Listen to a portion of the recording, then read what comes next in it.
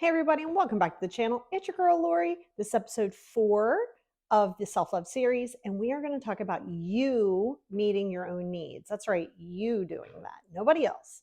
And this is an important factor because very often we seek external stuff to fill our voids, right? Sure, we are mammals, we are social creatures, but we should not be the social creature to allow all of the other people to have to fulfill what your needs are. So, first and foremost, number one, what are your needs? Very often, you don't even know what your needs are, but you're waiting for people to meet a need that you don't even know that you have because you just assume that it's a feeling. Feelings aren't facts. Always remember that, right? Neither are thoughts. But when you're in that space, let's start with the basics of understanding what your needs are, right? Don't worry about other people meeting them or even yourself meeting them. First, we have to analyze them. What do you need? Now, once you figure out what you need, you have to ask yourself, why do you need that? Some of that will be old thought patterns. Some of that will be what you think you need. So, this is going to really kind of force you a little bit to start analyzing what it is that you need. So I'm going to give you a real time example of that, like for myself. So I need me time every single day. No people, no anything, just me, whether it be going for a walk, whether it be maybe working out, whether it be journaling, definitely journaling. So when I'm in that space, I need that. I need me time. And when I tell you I need it, so I don't just want it, my body craves it. I need that mentally. So I know that. So that's an easy one for me to tackle, right? I need to do that for myself. So I have to allow myself to be the priority, like episode 1 of this series.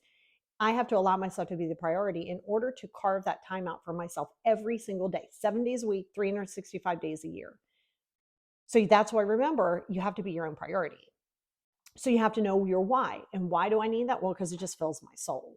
Like I need that because it's the time that I can sit for myself. And nobody needs anything. Nobody wants anything. I don't have to be anywhere but right there for me. So that is a mandatory one for me. It might not be for you, but it absolutely is for me. Another need that I have is I need to feel productive. This doesn't mean that I need to constantly do things. I can sit on the couch and watch Netflix all day and still feel productive. And what I mean by productive is allowing myself, right? So, like, this is where sometimes you get in trouble when you think other people need to be productive in order for you to be productive. Or if you need to be productive, maybe the other person doesn't need to be productive. And then you get mad at them because they're not meeting your needs of being productive, but it's not their job to do. I don't mean like chores and stuff like that. And when I say productive, again, I can sit on the couch and be productive because I am protecting my space. So you have to understand and identify what that productivity is for you. And I think it's more balanced probably than productivity, but I feel like there's a combination because when I'm sitting on the couch watching TV, I'm usually crocheting. It's my one of my favorite things on the planet to do. Like seriously, I have to do it. I don't necessarily have time to do it, but I have to do it. So I make time to do it. So I'll sit on the couch and do it. To me, that's very productive. So I'm actually filling my brain with something that's positive. I'm watching sometimes trash TV or something scary or whatever. I'm watching TV and I'm resting my body. So I'm giving myself everything that I need. I don't need anybody else to give that to me, but I know that those are my needs. Trying to think of some other ones. Oh, I need nature. I have to have nature. I don't need anybody else to give it to me. I don't need my husband to come walking with me or the family or anybody. I don't need that. I need nature. I probably need nature more than a lot of people need nature, but I know that about myself. It's this, it's hard to explain, but it's like a life. It's like this like jolt of energy that I get from being in nature. I need that. I don't need to drag you along. I don't need to have you like come with me. Like that's great if you want to, but I don't have to have it. So first you need to understand what your true needs are, right? And so when you say, well, because even from an intimate perspective, you got to be able to know what it is that you like about your own body. And I think very often that's why people get like intimacy and love mixed up together. Sex and love is more what I was trying to say. Mixed up because they're not the same. You don't need one to have the other.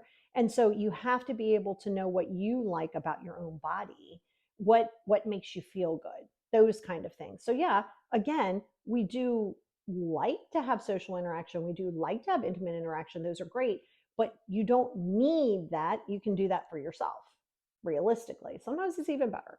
So it's allowing yourself to know what your needs are and know that you can meet them. You need to be validated, validate yourself. If you need validation, ask yourself why.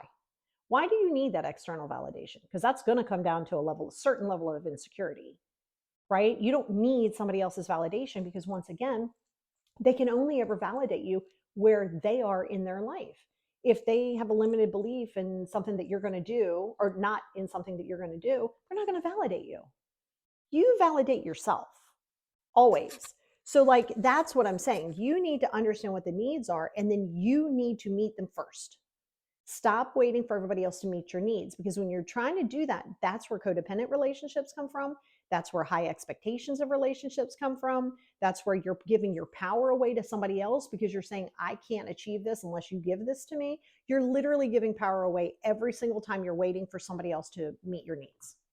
Now, how does that parlay when we go into other relationships, friendships, relationships, things like that?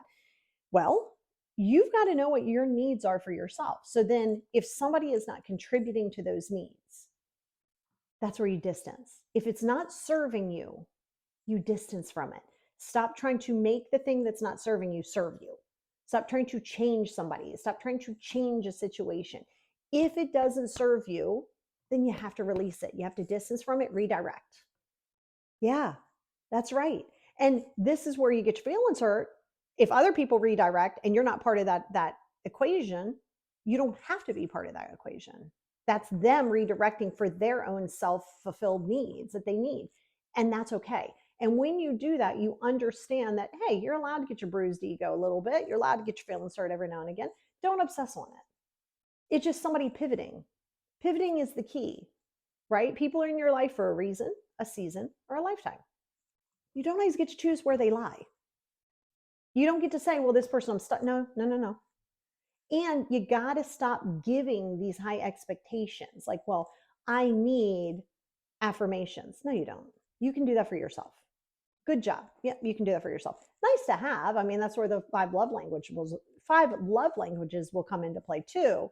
But just remember that just because you have 5 love languages, that doesn't mean that everybody with that love language, and we'll talk about a love language, we'll go through each one of them at some point. But when we're, and maybe we'll do that next week, I don't know. But when we're talking love languages, I think people get that misconstrued and mistaken that, well, this is my love language. You have to do that. No, they do not. Like, acts of service is my number 1. So an acts of service means, like, I don't need the, hey, great job. I don't need, here's roses for you. I don't need those things. But what is so attractive to me is, like, if you're, and I don't just mean doing stuff around the house, but like, if you're like, oh, I'm out cutting the grass, or hey, I took out the trash or something, that's just sexy to me. I'm not going to require it though. I don't mean like I have to have this. It's just what I like.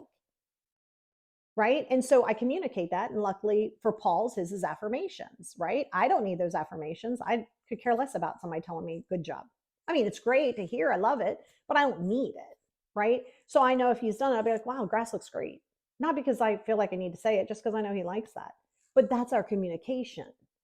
We are aware of it, but we also don't expect it. So if I didn't say great job on the grass, he's not going to be like, you know, I need the affirmations. And I'm not going to be like, you know, you need to do the grass.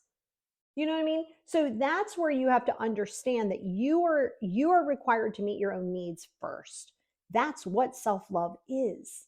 And then what that does is it automatically starts to set a boundary on what you want and what you don't want in your life. So it does that inadvertently. It's not even like you're like, I'm going to go set this boundary. This is what I need. No, it does it for you. It really does, because now going into it, you know what your needs are, and that's your needs. That's not your expected needs of somebody else. Don't put expectations on anything or anyone. That is never going to serve your best and highest good, right? Don't even put the expectations on yourself. You have to know what your needs are, and then you put yourself as a priority, right? And you say, hey, this is, I am good enough that I need this. You keep promises to yourself. You keep promises to other people, right? Keep promises to yourself. Make yourself that priority. So that's the key. First, number 1 is to identify what your needs even are. Your needs, not your needs from other people, your needs. And then focus on how you can make that your first and main priority. as you have to be your first and main priority. And what you'll do is you'll start to be more like, oh, wow, I see. They're really doing something for them. You may not like it, but you can learn to distance from it. And then you're not trying to force somebody to fill a void that you're waiting for codependency because you feel that external forces can give you self love. They can't. It's literally in the name, self love, not husband's love, not mom's love. It's self love. Other people are not capable of giving you self love. No one on the planet is, but you. So that is where you want to start. And it's so big for self love.